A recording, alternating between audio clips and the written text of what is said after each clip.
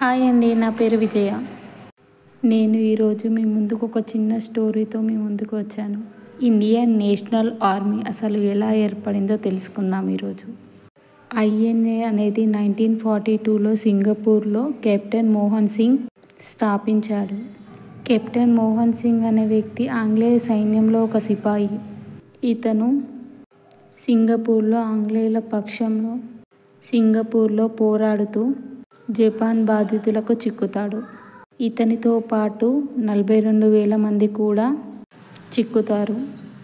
ఆ 42,000 మందితో captain Mohan Singh Indian national ఆర్మీని ఏర్పాటు చేస్తాడు. ఆ తరువాత కాలంలో ఐఎన్ఏకి పదవి బాధ్యతలను సుభాష్ చంద్రబోస్ గారు స్వీకరిస్తారు. రెండవ ప్రపంచ యుద్ధం సమయంలో ఐఎన్ఏను ఆజాద్ హింద్ ఫౌజ్ను ఏర్పాటు చేస్తాడు.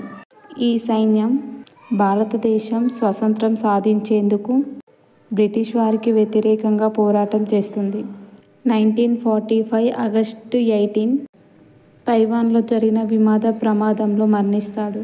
సుభాష్ చంద్రబోస్ గారి మరణం ఇప్పటికీ అనుమానాలకు, వివాదాలకు కారణమవుతుంది. సుభాష్ చంద్రబోస్ గారి జయంతిని జనవరి 23 గవర్నమెంట్ ఆడిని పరాక్రమ దివస్గా ప్రకటించింది. సుభాష్ చంద్రబోస్ గారు చేసిన సేవకు గాను గవర్నమెంట్ ప్రకటించింది.